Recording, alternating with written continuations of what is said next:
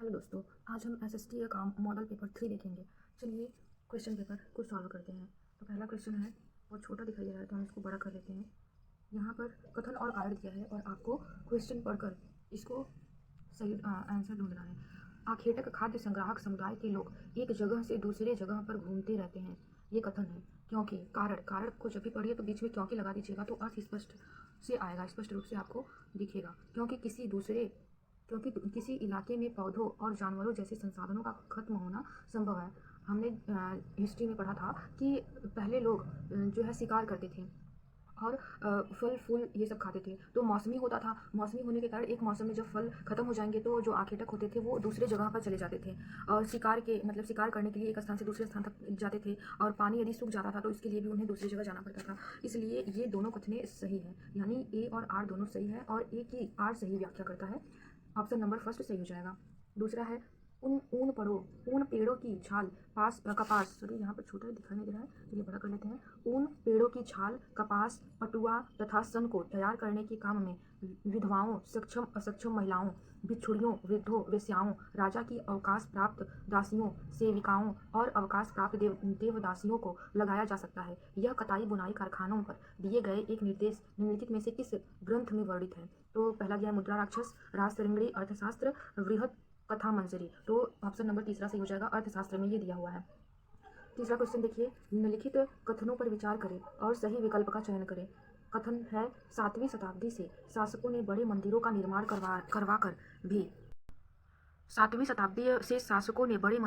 करवाकर भी अपनी सत्ता और संसाधनों का प्रदर्शन करने का प्रयास किया। क्योंकि 10वीं और 11वीं शताब्दी के दौरान शासक एक दूसरे के राज्यों पर आक्रमण करते थे तो मंदिरों का अपना निशाना बनाते थे। सही बात, आपने गजनी को देखा होगा, महमूद गजनवी को देखा होगा, तो उसने मतलब मंदिरों पर आक्रमण करके वहाँ पर मतलब सोना चांदी जो होता था उसको लूट कर ले जाते थे लोग। तो दोनों कथनें सही हैं, अर्थात कथन और कारण दोनों सही हैं और ये दो की सही व्याख्या है। ऑप्शन नंबर चौथा सही हो जाएगा। चौथा देखते हैं, ऊंची भीतरीय छत में प्रतिच्छेदी मेहराबों वाली पुस्तक की यह शैली। चौथा है, ऊंची भीतरीय छत में प्रतिच्छेदित मेहराबों वाली वास्तुकला की यह शैली किसके बीच समान है? तो यह हो जाएगा वृंदावन का गोविंद देव मंदिर और फतेहपुर सीकरी के महलों में। पहला क्वेश्चन मतलब पहला ऑप्शन सही हो जाएगा।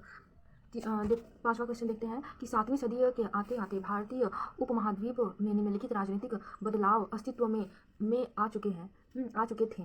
7वीं सदी के आते आते भारतीय उपमहाद्वीप में निम्नलिखित राजनीतिक बदलाव अस्तित्व में आ चुके थे। ये है बड़े भूस्वामी और योद्धा सरदार राजा बन सकते थे।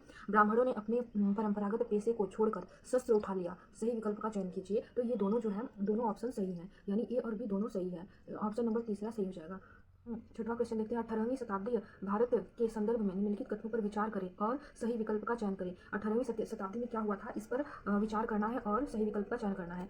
तो 18वीं शताब्दी में शिल्प और वाणिज्य में बड़े बड़े परिवर्तन आए जब व्यापारी और कारीगर यूरोपीय कंपनियों द्वारा स्थापित ब्लैक टाउन्स में स्थानांतरित हो गए। दूसरा है, ब्लैक देसी व्यापारी और शिल्पकारों को कहा गया जो फोर्ट सेंट जॉर्ज और फोर्ट सेंट विलियम जैसी जगहों पर रहते थे। पहला सही है किंतु दूसरा जो है गलत है। यह मतलब केवल ए सही है, ऑप्शन नंबर ए सही हो जाएगा।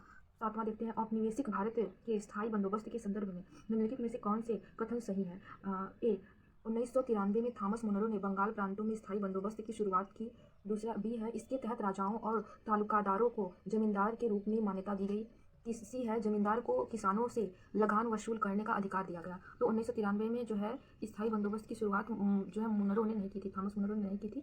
ऑप्शन नंबर जो है बी और सी सही हो जाएगा। बी और सी सही हो जाएगा। तो इसमें कौन सा ऑप्शन सही होगा? बी ए सी, हाँ, तो यहाँ पर बी और सी सही होगा, तो ऑप्शन नंबर तीसरा सही हो जाएगा। आठवां है, विलियम एडम के संदर्भ में निम्नलिखित में से कौन सी सही है? William Adams. तो विलियम एडम एक स्कॉटिश प्रचारक थी। विलियम एडम एक स्कॉटिश प्रचारक थी। वह एक अंग्रेजी शासक थे। कंपनी ने उन्हें देसी स्कूलों में शिक्षा की प्रगति पर रिपोर्ट तैयार करने का जिम्मा सौंपा था। विलियम्स एडम्स ने उन्होंने बंगाल और बिहार के जिलों का दौरा देसी स्कूलों पर रिपोर्ट बनाने के लिए किया था। तो इसमें 1, 3 और 4 सही हो जाएगा। 1, 3, 4 ऑप्शन नंबर चौथा सही हो जाएगा।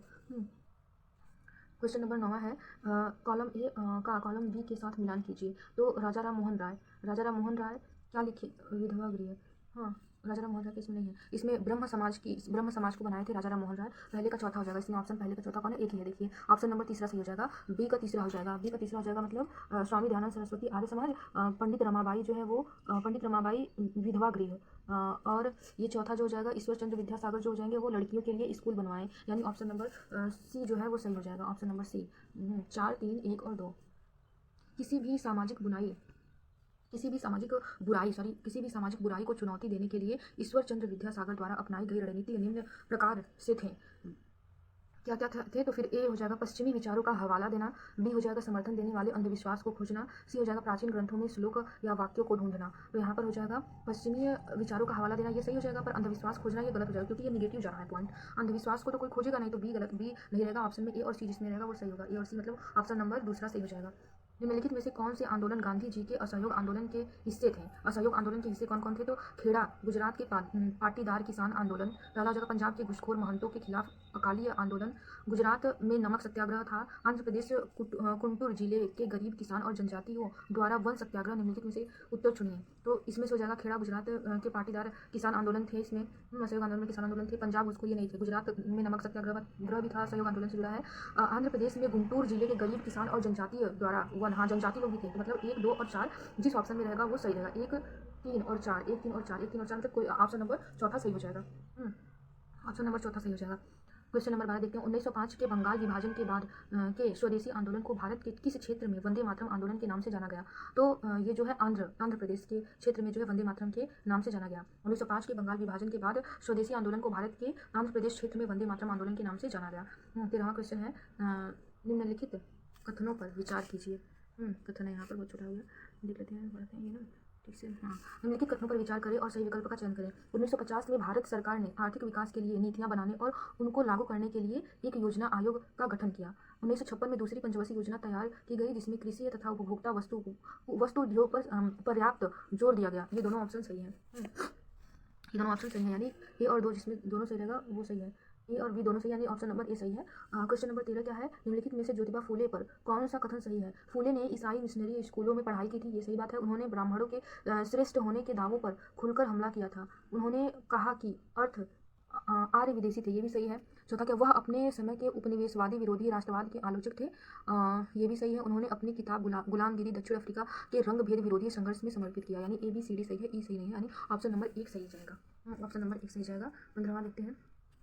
एक रोल प्ले मतलब एक नाटक में सौरमंडल के ग्रहों को सही आकार में दर्शाने के लिए एक शिक्षक को समान कद और वजन के छात्रों को चुनता है। निम्नलिखित में से कौन से 2 ग्रहों का अभिनव वे कर सकते हैं। तो पृथ्वी और शुक्र, यानी पृथ्वी की भगिनी शुक्र है, वो आकार में भी और भार में भी एक समान है, तो पृथ्वी और शुक्र ऑप्शन नंबर चौथा सही हो जाएगा। अंतर्राष्ट्रीय तिथि रेखा के बारे में निम्नलिखित कथनों पर विचार कीजिए। अंतर्राष्ट्रीय तिथि रेखा के बारे में निम्नलिखित कथनों पर विचार कीजिए तथा सही विकल्प का चुनाव कीजिए। ए हो जाएगा अंतर्राष्ट्रीय तिथि रेखा एक काल्पनिक रेखा है, सही बात, अंतर्राष्ट्रीय तिथि रेखा जो एक काल्पनिक रेखा है। बी हो जाएगा अंतर्राष्ट्रीय तिथि रेखा प्रशांत महासागर से होकर गुजरती है, बी भी सही हो जाएगा, यानी ए और बी दोनों सही है। ऑप्शन नंबर सी तीसरा सही हो जाएगा, दोनों ए और बी सही है, ऑप्शन नंबर तीसरा सही हो जाएगा। यदि 60 डिग्री पश्चिम देशांतर पर 10 बज रहा है, पूर्वाहन मतलब 10 AM है, तो ग्रीनविच पर कौन सा समय होगा, क्या समय होगा ग्रीनविच पर, तो 2 अपराह्न हो जाएगा। 18 का देख लेते हैं। अगर आप 0 डिग्री अक्षांश पर हैं तो आप किस पर खड़े हैं। 0 डिग्री अक्षांश मतलब विषुवत रेखा या भूमध्य रेखा, ये हो जाएगा ए, ऑप्शन नंबर ए सही हो जाएगा। और देख लेते हैं लास्ट, प्राकृतिक पर्यावरण के 4 क्षेत्र हैं, इनमें से 2 वायुमंडल और जैवमंडल है। तीसरा और चौथा बताता है जैवमंडल और स्थलमंडल हो जाएगा। जैवमंडल वायुमंडल है तो स्थलमंडल और जलमंडल हो जाएगा, स्थलमंडल और जलमंडल, यानी ऑप्शन नंबर दूसरा सही हो जाएगा। देखिए यहाँ पर ऑप्शन नंबर दूसरा जलमंडल और स्थलमंडल हो जाएगा। नेक्स्ट क्वेश्चन देखते हैं। इतना छोटा है कि दिख नहीं रहा है, यहाँ पर क्वेश्चन लिख रखा है, क्या ही बताइए। 20वां का क्वेश्चन क्या है कि निम्नलिखित में से कौन उष्णकटिबंधीय वर्षा वन के बारे में सही है। तो यहाँ पर इन्हें सदाबहार वन कहा जाता है। इन वनों में पेड़ वर्ष के अलग अलग समय में अपने पत्ते गिराते हैं, ये भी सही है उष्णकटिबंधीय। अब यहाँ पर उष्णकटिबंधीय वर्षा वन, यानी उष्णकटिबंधीय वर्षा वन जो है कर्क और मकर रेखा के बीच में जितने भी भूभाग आते हैं उसको उष्णकटिबंधीय वर्षा वन कहा जाता है। तो वहाँ से क्या रिलेट, वहाँ पर सदाबहार वन होते हैं, सही बात है। और यह अलग अलग मौसम भी, अब हमारे यहाँ जो है भारत में अलग अलग मौसम होते हैं, तो ये भी तो उष्णकटिबंधीय वर्षा वन के अंतर्गत आता है, दोनों सही हो जाएंगे। तीसरा है इन वनों में पाए जाने वाले महत्वपूर्ण वृक्ष साल, सागौन और मतलब शीशम है, ये गलत हो गया। इन वनों को मानसून वन भी कहते हैं। रहते हैं, नहीं मानसून तो हमेशा रहता नहीं है, तो ए और बी सही हो जाएगा, ऑप्शन नंबर 1 सही हो जाएगा। 21 का देख लेते हैं, अमेजन बेसिन के बारे में निम्न में से कौन सा सही है। अमेजन बेसिन, तो नील नदी इस प्रदेश से होकर बहती है। यहाँ का मौसम दिन एवं रात दोनों में ही समान रूप में गर्म एवं आर्द्र होता है। सी हो जाएगा, रात के समय तापमान थोड़ा कम हो जाता है लेकिन आर्द्रता जो है उच्च बनी रहती है, तो इसमें जो हो जाएगा बी और सी सही हो जाएगा। 21 का देख लेते हैं, चौथा सही हो जाएगा, 21 का चौथा हो जाएगा। बी और सी सत्य है, यानी यहाँ का मौसम दिन एवं रात दोनों में ही समान रूप से गर्म और आर्द्र होते हैं। अमेजन बेसिन में दोनों समान होते हैं और रात के समय तापमान थोड़ा कम हो जाता है लेकिन आर्द्रता उच्च बनी रहती है। ठीक है, ऑप्शन नंबर बी और सी किसमें है, तो बी और सी, ऑप्शन नंबर चौथा सही हो जाएगा। पृथ्वी पर आतपन की मात्रा में विभिन्न का निम्नलिखित में से क्या कारण है। अब यहाँ पूछ रहा है कि पृथ्वी पर आपतन की मात्रा में भिन्नता का यहाँ पर क्या कारण होता है, इसका रीजन पूछ रहा है, आपतन का क्या कारण है जो पृथ्वी पर। तो ये हो जाएगा पृथ्वी का अपने धुरी या अक्ष पर घूमना। दूसरा हो जाएगा सूर्य की किरणों का नतीय कोण, सूर्य की किरणों का नतीय कोण, दिन की अवधि, ये तीनों ही सही हो जाएंगे। Option A B C, option number चौथा सही हो जाएगा। चौथा कौन सा क्वेश्चन है, 23 का देखते हैं, तो वायु दाब के बारे में दिए गए कथनों पर विचार कीजिए। यहाँ पर पढ़िए तथा इस उत्तर दीजिए। तो कथन, वायु हमारे शरीर पर उच्च दाब के साथ बल लगाती है किंतु हम इसका अनुभव नहीं करते हैं। हाँ, ये सही बात है, बी है, वायु का दाब हमारे ऊपर सभी दिशाओं से लगता है और हमारा शरीर विपरीत बल देता है। यहाँ पर न्यूटन का थर्ड लॉ काम करेगा, क्रिया प्रतिक्रिया का नियम। जैसे कि हम जमीन पर दौड़ते हैं तो जमीन भी हमको उतना ही अपोजिट फेंकती है, तो यहाँ पर भी वायु जब हमसे टकराता है तो हमारा बॉडी भी उसको विपरीत क्रिया वो करती है। तो फिर वहाँ पर क्रिया प्रतिक्रिया का नियम काम कर रहा है, यानी ए और बी दोनों सही है और जो है बी ए की सही व्याख्या है, ऑप्शन नंबर ए सही हो जाएगा। 24 देख लेते हैं, निम्नलिखित पर विचार कीजिए। यहाँ पर यह सेल खनिज अवयवों के निहित संगठन वाले एक या एक से अधिक खनिजों का एक समूह है। हाँ, खनिजों का निर्माण बिना किसी मानवीय हस्तक्षेप के प्राकृतिक प्रक्रिया द्वारा किया जाता है। दोनों सही हो जाएंगे क्योंकि सेल खनिज अवयवों के निहित संगठन वाले एक या एक से अधिक खनिजों का एक समूह है और खनिज का निर्माण जो है हम मानव निर्मित तो है नहीं, ये तो प्राकृतिक रूप से हमको प्राप्त होता है, तो ये दोनों सही हो जाएंगे, ए और बी दोनों सही है, ऑप्शन नंबर ए सही हो जाएगा। 25वां देख लेते हैं, रिक्त स्थानों की सही विकल्प, मतलब रिक्त स्थानों को सही विकल्प से भरे। प्रेयरी क्या है, प्रेयरी क्या है, तो प्रेयरी चीता का घर है, नहीं। प्रेयरी पशुपालन के लिए उपयुक्त स्थान है। प्रेयरी दिन के समय बहुत गर्म और रात में बहुत ठंडा होता है। प्रेयरी ठंडे मरुस्थल है, तो यहाँ पर ऑप्शन नंबर दूसरा सही हो जाएगा। प्रेयरी जो है पशुपालन के लिए उपयुक्त स्थान है। प्रेयरी क्या है, पशुपालन के लिए उपयुक्त स्थान है। 26 का देख लेते हैं, निम्नलिखित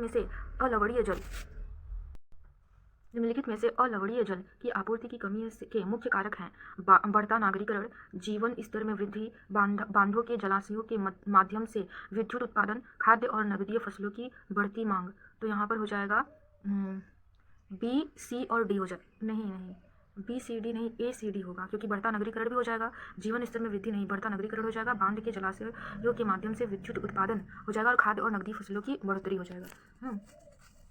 यहाँ पर हो जाएगा ए सी और डी। 26 का पहला सही हो जाएगा, ए बी डी हो जाएगा, ए बी डी, बांधों के जलाशयों के माध्यम से विद्युत उत्पादन नहीं हो जाएगा, ठीक है, नहीं होगा, तो ए बी डी सही होगा। यहाँ पर ऑप्शन नंबर ए सही हो जाएगा। बढ़ती नगरीकरण, जीवन स्तर में वृद्धि और खाद्य और नगदी फसलों की बढ़ती मांग। सबसे उचित विकल्प का चयन कीजिए। 27 क्वेश्चन है, 27 नंबर क्वेश्चन है।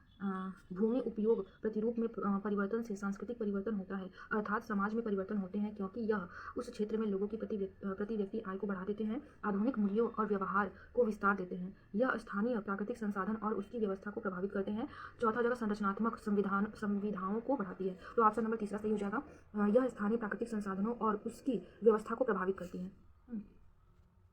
क्वेश्चन नंबर 28 है, किसी को एक छवि में बांधने का अर्थ है। किसी को एक छवि में बांधने का अर्थ है, यदि हम रूढ़िबद्धता रूप से उसको दिखाया जाए तो मान लीजिए रूढ़िबद्ध या फिर हमारी जो परंपराएं हैं उससे हमको यह ज्ञात होता है कि हम उसके अनुसार चले, यानी उस छवि में बंध जाएं। तो फिर इसमें ऑप्शन नंबर पहला क्या है, क्या दिखाई फोटो खींचना तो किसी छवि में बांधने योग्य आता नहीं है। आगे देखते हैं क्या है, दूसरा है रूढ़िबद्ध धारणा, ये आता है, बी सही हो जाएगा।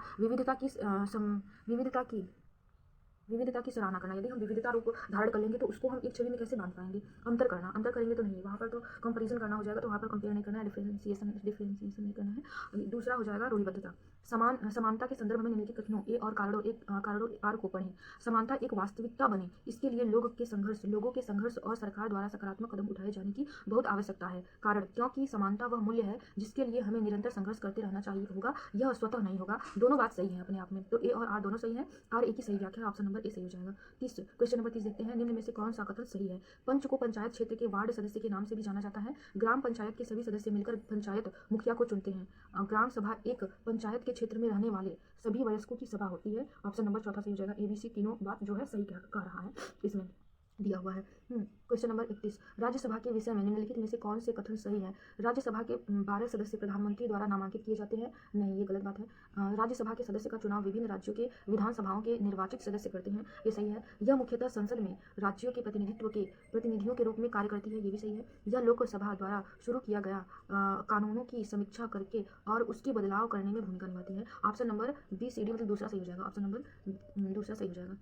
कॉलम आ जाएगा, कॉलम वाला क्वेश्चन है, निम्नलिखित कॉलम के सेवाशर्त को कॉलम 2 के जीविका से सुमेलित करें और उपयुक्त विकल्प का चयन करें। तो क्या दिया है कि वेतनभोगी कौन होता है? शिक्षक वेतनभोगी होता है। अनौपचारिक कार्य कौन करता है? फुटपाथ, ठेला दुकान। यदि हम ठेले और दुकान को देखें तो वो औपचारिक रूप से काम नहीं करते हैं, अनौपचारिक रूप से कार्य करते हैं। बी हो जाएगा का पहला। स्वरोजगार मतलब जो गृहिणियाँ होती हैं वो अपना स्वरोजगार होता है। नहीं, स्वरोजगार फुटपाथ, ठेले दुकान का होता है, क्योंकि वो किसी से रोजगार मांगने नहीं जाते हैं। तो स्वरोजगार सी का पहला हो जाएगा। अनौपचारिक कार्य जो हो जाएगा वो हो जाएगा निर्माण मजदूर।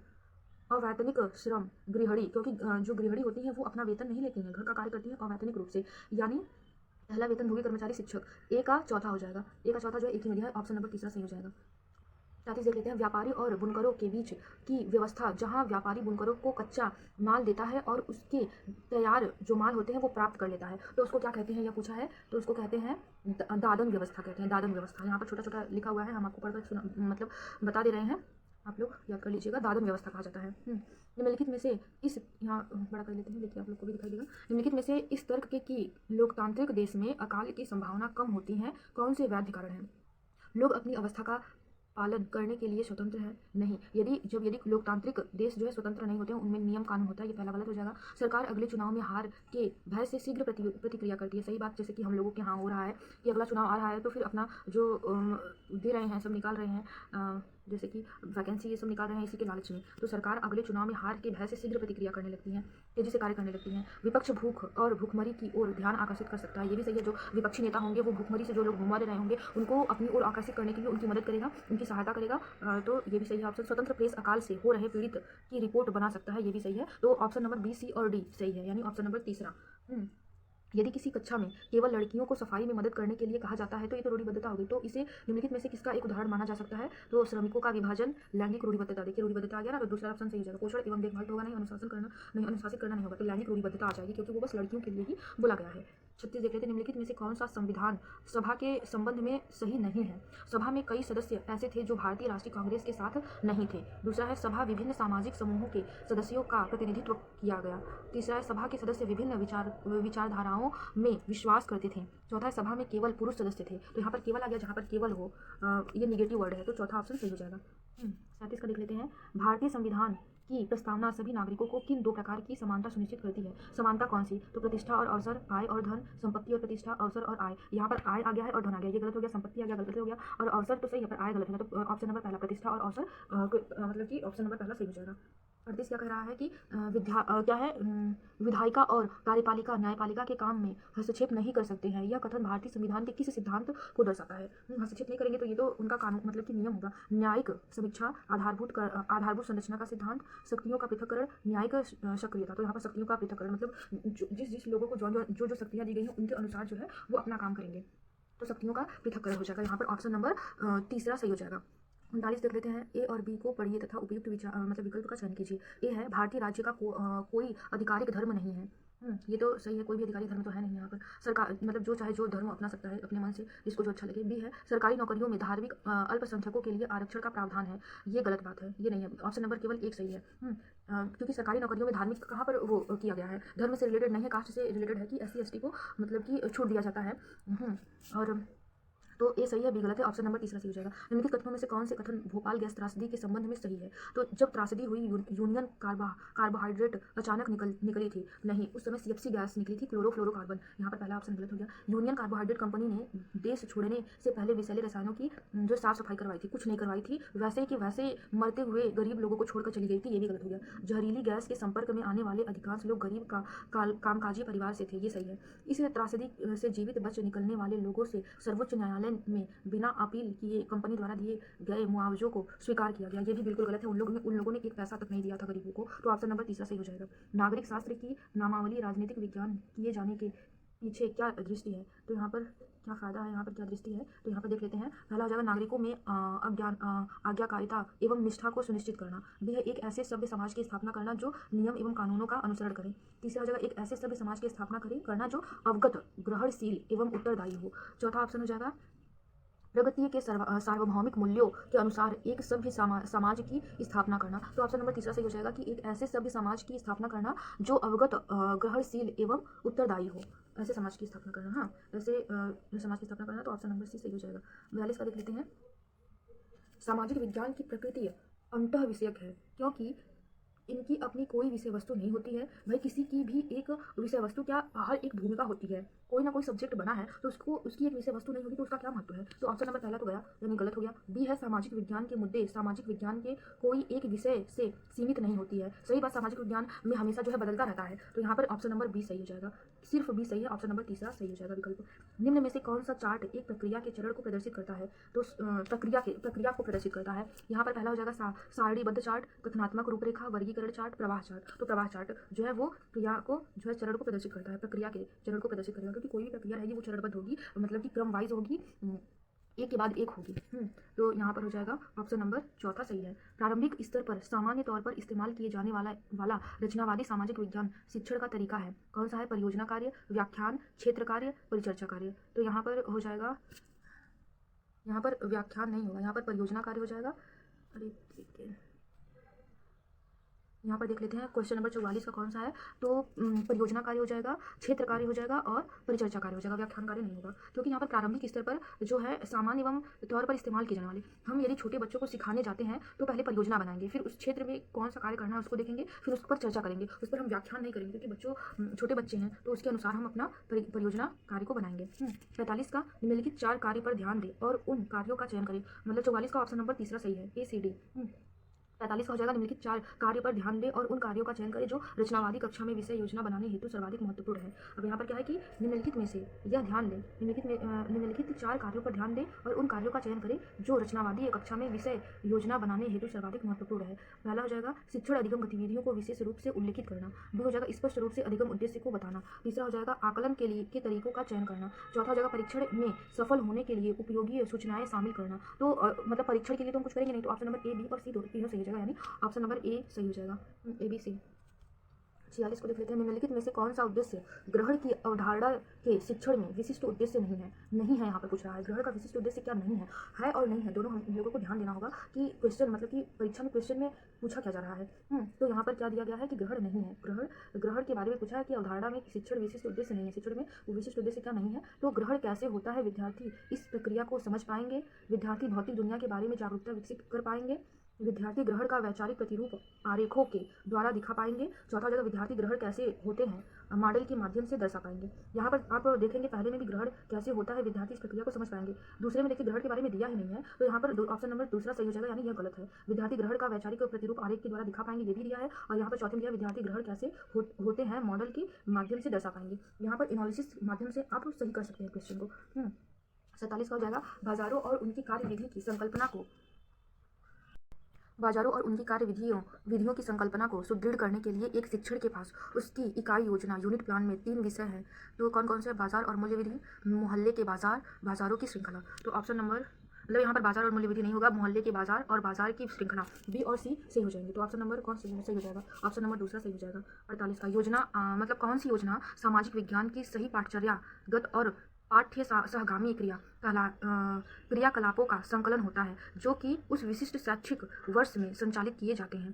तो वर्ष यहाँ पर आ गया तो वार्षिक होगा भाई, तो वार्षिक योजना सामाजिक विज्ञान की, ठीक है, वार्षिक हो जाएगा। ऑप्शन नंबर चौथा सही हो जाएगा। निम्नलिखित कथनों पर विचार करें और सही विकल्प का चयन करें। तो जेंडर या लैंगिक भूमिकाओं को सिखाते समय एक शिक्षक को क्या करना चाहिए? लड़के और लड़कियों को अलग अलग जो है क्या है, व्यवसायों को अपनाने का सुझाव देना चाहिए, बिल्कुल गलत बात। लड़के लड़कियों को अलग अलग शिक्षा देनी चाहिए, बिल्कुल गलत बात। दैनिक जीवन में जेंडर लैंगिक रूढ़ियों को चुनौती देना चाहिए। ऑप्शन नंबर चौथा मतलब सी सही है, सी एकदम सही कह रहा है, यानी सी किसमें केवल सी सही है, ऑप्शन नंबर चौथा सही हो जाएगा। 50 क्या है, महिलाओं को कार्य क्षेत्र में आने वाली चुनौतियों विषय पर प्रोजेक्ट के लिए निम्नलिखित में से कौन सा स्रोत प्राथमिक सूचना दे सकता है। तो व्यक्ति साक्षरता जीवनी पाठ्यपुस्तक संचार पत्र। तो हमको लगता है व्यक्तिगत साक्षरता सबसे उचित है इसमें, क्योंकि व्यक्तिगत साक्षरता होगी तो आप कुछ भी कर सकते हैं। यदि आप साक्षर हैं तो आप कोई भी कार्य अपने से कर सकते हैं। ठीक, तो ऑप्शन नंबर ए सही हो जाएगा। 51 हो जाएगा, छात्रों के साथ प्रोजेक्ट करने के लिए सबसे पहला कदम क्या होना चाहिए। तो आंकड़े एकत्रण की योजना बनाना, आंकड़े के स्रोतों को चिन्हित करना, उद्देश्यों का निर्धारण करना, खोज का विश्लेषण करना। इसमें ऑप्शन नंबर एक सही हो जाएगा। आंकड़ा एकत्र करने की योजना बनाना, पहले हम लोग आंकड़ा को एकत्र करेंगे, फिर योजना को बनाएंगे, फिर आगे उसका प्रोसेस चलता रहेगा। ऑप्शन नंबर एक सही हो जाएगा। पहला, निम्नलिखित में से कौन सा प्रश्न अधिगमकर्ता विश्लेषण कौशल का आकलन करता है। अधिगमकर्ता विश्लेषण कौशल का आकलन कौन करता है। तो सहारा रेगिस्तान के लोग किस प्रकार के वस्त्र पहनते हैं। यहाँ पर किस प्रकार के डायरेक्ट हम बता देंगे तो ये तो बिल्कुल गलत हो जाएगा। सहारा रेगिस्तान की जलवायु इतनी कठोर और गर्म है, तब भी वहाँ पर लोग भारी वस्त्र क्यों पहनते हैं। उपयुक्त कारणों व उदाहरणों के साथ चर्चा कीजिए। अब यहाँ पर रीजन पूछ लिया तो वो विभिन्न रीजन हो जाएंगे, तो ये सही लगभग सही है। सी है, आज का सहारा रेगिस्तान एक समय में हरा भरा मैदान हुआ करता था। आप इस कथन की जांच कैसे करेंगे। अब विभिन्न माध्यम से आप जांच कर बताएंगे, तो बी और सी सही है। बी और सी ऑप्शन नंबर दूसरा सही है। 53 का हो जाएगा, एक सामाजिक विज्ञान शिक्षिका निम्नलिखित आकलन में से कौन सा चुन सकती है अगर उन्हें यह समझाना हो क्यों एक विद्यार्थी भूगोल में सफल नहीं है। तो क्या चुनेगी, तो स्थानन आकलन हो जाएगा, युगात्मक आकलन, नैदानिक आकलन और रचनात्मक आकलन। तो नैदानिक आकलन हो जाएगा ऑप्शन नंबर सी, क्योंकि पहले वह भूगोल में मतलब इंटरेस्टेड क्यों नहीं है। उसको जहाँ गांव है तो हमको छोटी बहुत परेशानियाँ देखने को मिल जाती हैं, जैसे कि बीच बीच में बाइक का आ जाना और कोई बेचने वाले आ जाते हैं तो चिल्लाने लगते हैं, अगल बगल का शोर थोड़ा बहुत सुनाई देता है। इसके लिए माफ़ी चाहते हैं आपसे। चलिए हम देखते हैं 52 क्वेश्चन। 52 था ना, 52। निम्नलिखित में कौन सा प्रश्न अधिगमकर्ता विश्लेषण कौशल का आकलन करता है। तो ये तो हो गया था कि बी और सी सही थे ना, बी और सी दूसरा, और 53 था, सॉरी हाँ 53 था, एक समाज विज्ञान शिक्षक निम्नलिखित आकलन में से कौन सा चुन सकती है अगर उन्हें यह समझाना हो क्यों एक विद्यार्थी भूगोल में सफल नहीं होता है। तो यह नैदानिक होगा। पहले हम निदान करेंगे, भाई नैदानिक है कि हम पहले उसको समझेंगे कि वो भूगोल में इंटरेस्टेड क्यों नहीं है, उसकी कमियों को ढूंढेंगे, फिर उसको सुधार करेंगे। तो ऑप्शन नंबर सी सही हो जाएगा। 54, सामाजिक और राजनीतिक जीवन विषय पढ़ाते समय कौन सा उपागम का ध्यान में रखना चाहिए। किस उपागम को ध्यान में रखना चाहिए सामाजिक और राजनीतिक जीवन विषय पढ़ाते समय। तो यहाँ पर है पहला है सामाजिक राजनीतिक मामलों और चिंताओं के बारे में पढ़ाने के लिए एक मार्गीय उपागम ले। दूसरा है कलह प्रिय समकालीन मूल्य विषयों को उपेक्षा करें, उसकी उपेक्षा करें जो कि कक्षा में सामूहिक एवं एकरूपता को प्रभावित करता है। तो यहाँ पर आई थिंक 54 का क्या हो जाएगा, 54 का जो हो जाएगा वो 1 और 2 कोई नहीं सही है, क्योंकि यहाँ पर भी नकारात्मक बातें कही गई है। यहाँ पर उपेक्षा करना मतलब निगेटिव हो जाएगा। और एक मार्गी उपयोग मतलब एक मार्गी नहीं, हम विभिन्न तरीकों का उपयोग कर सकते हैं। तो यहाँ पर दोनों बातें जो है निगेटिव दिया गया है, इसलिए कोई दोनों में से एक भी सही नहीं है। ऑप्शन नंबर चौथा सही हो जाएगा। आइए देखते हैं नेक्स्ट क्वेश्चन 55। निम्नलिखित कथनों में से कौन सा कथन प्रारंभिक स्कूल के विद्यार्थियों के लिए सामाजिक विज्ञान को प्रासंगिक बनाने में आवश्यक है। तो फिर विद्यार्थियों को भरपूर विवरणों, तथ्यों और सूचना उपलब्ध कराना, पाठ्यपुस्तक को ज्ञान के परम स्रोत के रूप में देखा जाना चाहिए, सामाजिक विज्ञान का वैज्ञानिक परीक्षण संभव नहीं है इसलिए यह सरल है। चौथा है एक विश्लेषणात्मक मानक की बुनियाद रखने के लिए सामाजिक विज्ञान अपरिहार्य है। तो यहाँ पर चौथा सही हो जाएगा। क्वेश्चन नंबर 55 का ऑप्शन नंबर चौथा सही हो जाएगा। यहाँ पर आप देख भी सकते हैं ऑप्शन नंबर 55 कहाँ पर है, 55 यहाँ पर है, तो यहाँ पर चौथा सही है। ये अपरिहार्य है। अब नेक्स्ट क्वेश्चन है 56। निम्नलिखित कथनों पर विचार कीजिए और सही विकल्प का चयन कीजिए। यूनिट मतलब इकाई योजना का विकास करने के लिए कथन परक उपागम उपयोगी है। अंतर विषयक विषय वस्तु के अध्ययन के माध्यम से शाब्दिक मामलों को बेहतर समझा जाता है। तो यहाँ पर आई थिंक दोनों सही है। तो मतलब कि कौन सा 56 का पहला सही है, यानी ए और आर दोनों सही है। ए की आर सही व्याख्या करता है, ऑप्शन नंबर पहला सही हो जाएगा। प्राकृतिक नेक्स्ट है प्राकृतिक वनस्पति और वन्य जीवन के बारे में, वन्य जीवन है वन्य नहीं, प्राकृतिक वनस्पति और वन्य जीवन के बारे में अनुभवात्मक रूप से पढ़ने के लिए निम्नलिखित विधियों में से कौन सी विधि एक श्रेष्ठ शिक्षा शास्त्रीय उपागम होगी। तो विद्यार्थी को प्राकृतिक भ्रमण के लिए लेकर जाना ये सबसे बेस्ट होता है, क्योंकि यदि हम बच्चों को प्राकृतिक भ्रमण के लिए लेकर जाएंगे तो उनके दिमाग में मतलब प्राकृतिक नेचुरल रूप से बैठेगा कि मतलब कि पौधे कितने बड़े होते हैं, पेड़ कितने बड़े होते हैं, तितलियाँ कैसी होती हैं, पक्षी कैसे होते हैं, खरगोश कैसे होते हैं, तो वो लोग देख कर वो एब्जॉर्व करेंगे और पढ़कर एब्जॉर्व करना दोनों में अंतर हो जाएगा। जाएगा। जो जितना जो है हम चलचित्र के द्वारा उन लोग मतलब बच्चों को बताएंगे तो वो एब्जॉर्व करेंगे, उतना बुक से नहीं कर सकते हैं वो कभी। तो ये पहला जो है सही लग रहा है। दूसरा देखते हैं, विचित्रण का प्रदर्शन करना, वृत्त चित्रण का प्रदर्शन करना, एक विशेषज्ञ को वाचन के लिए अभी आमंत्रित करना। चौथा है, पाठ्यपुस्तक की उपलब्ध सूचना के आधार पर सामूहिक प्रस्तुतिकरण करना, तो ये सही हो जाएगा। विद्यार्थियों का प्राकृतिक भ्रमण के लिए लेकर जाना, ये सही हो जाएगा। नेक्स्ट है, आपको क्यों लगता है कि कूड़े का निपटारण कच्ची बस्तियों में रहने वाले व्यक्तियों के लिए उपलब्ध नहीं है? तो यहाँ पर है, यह प्रश्न छात्र की किस क्षमता का आकलन करने का प्रयास करता है? तो सामान्यीकरण करने का, अनुमान लगाने का, तर्क देने का या विवेचना करने का, कल्पना करने का। यदि हम ये क्वेश्चन पूछ रहे हैं कि आपको क्यों लगता है कि जो है छोटे कूड़ा करकट जो है वो छोटी बस्तियों के लिए क्यों नहीं उपयोगी है, तो वो पहले तर्क लगाएंगे कि हाँ मतलब सोचेंगे, उसका निवारण निकालेंगे, मतलब कि विवेचना करेंगे कि किस लिए नहीं वो करना है, तो ये तर्क लगाएंगे। यहाँ पर ऑप्शन नंबर तीसरा सही हो जाएगा। 59 का देख लेते हैं।